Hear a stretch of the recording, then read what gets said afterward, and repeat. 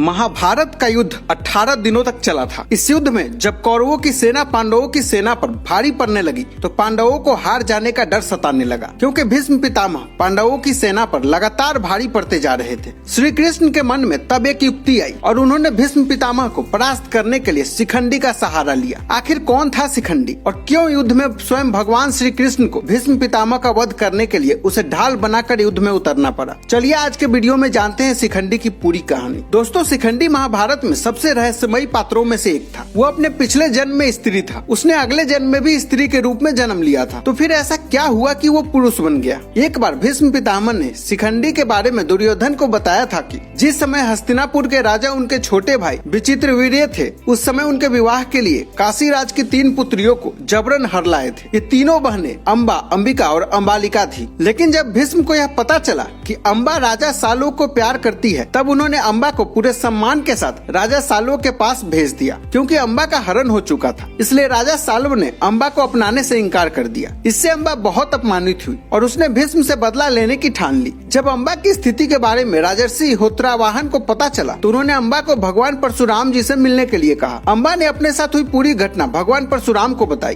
तब परशुराम जी ने भीष्म से कहा कि वो अम्बा से विवाह कर ले, लेकिन भीष्म ने ऐसा करने से साफ इनकार कर दिया। परशुराम जी इस बात से क्रोधित हो गए और इसके बाद उन्होंने भीष्म से युद्ध किया। लेकिन श्री हरि विष्णु के अवतार होने के बाद भी वे भीष्म से हार गए। उधर युद्ध समाप्त होने के बाद अम्बा भीष्म से प्रतिशोध लेने के लिए यमुना किनारे तप करने लगे और तप करते करते ही अपने प्राण त्याग दिए। अगले जन्म में अम्बा ने वत्स देश के राजा के यहाँ जन्म लिया। अम्बा को अपने पूर्व जन्म के बारे में सब पता था, इसलिए इस जन्म में भी भीष्म से बदला लेने के लिए वो फिर से तप करना शुरू कर देती है। इस बार उसके तप से भगवान शिव प्रसन्न हो जाते हैं और वरदान मांगने के लिए कहते हैं। तब अम्बा ने भीष्म की पराजय का वरदान मांगा। भगवान शिव ने उसे मनचाहा वरदान दे दिया, लेकिन उसने भगवान शिव से कहा कि कन्या होकर मैं भीष्म को कैसे पराजित कर सकती हूँ। इस पर भगवान शिव ने उससे कहा कि तुम अगले जन्म में फिर से एक स्त्री के रूप में जन्म लोगी, लेकिन युवा होने पर तुम पुरुष बन जाओगी। तुम्हारा वो रूप शिखंडी कहलाएगा जो भीष्म की मृत्यु का कारण बनेगा। ऐसा वरदान पाकर अम्बा ने एक चिता बनाई और अगले जन्म में भीष्म का वध करने के लिए अग्नि में प्रवेश कर आत्मदाह कर लिया। महाभारत काल में अम्बा राजा दुप्रद के घर शिखंडी के रूप में पैदा हुई। एक यक्ष ने शिखंडी की सहायता करने के उद्देश्य से अपना पुरुष तत्व उसे दे दिया और उसका स्त्री तत्व खुद धारण कर लिया। लेकिन यक्ष ने शिखंडी के आगे शर्त रखी कि जब काम पूरा हो जाए तो मेरा पुरुष तत्व मुझे फिर से लौटा देना। शिखंडी ने उसे वचन दिया कि ऐसा ही होगा। जब महाभारत का युद्ध आरंभ हुआ, पांडवों की जीत में सबसे बड़ा रोड़ा थे पितामह भीष्म। क्योंकि उन्हें इच्छा मृत्यु का वरदान था, इसलिए उन्हें हराना पांडवों के लिए आसान नहीं था। इसका एक ही तरीका था कि उन्हें एक साथ अनगिनत बाणों से भेद दिया जाए, लेकिन युद्ध क्षेत्र में ऐसा करने का सामर्थ्य किसी में नहीं था। इसलिए भीष्म पितामह को हराने के लिए श्री कृष्ण ने शिखंडी को अर्जुन के साथ रथ पर युद्ध भूमि में उतारा। रथ पर अर्जुन शिखंडी के पीछे थे, क्योंकि भीष्म पितामह ने स्त्रियों पर शस्त्र नहीं उठाने की प्रतिज्ञा की थी और शिखंडी का जन्म स्त्री रूप में हुआ था, इसलिए उसे स्त्री मानकर भीष्म ने अपने शस्त्र रख दिए।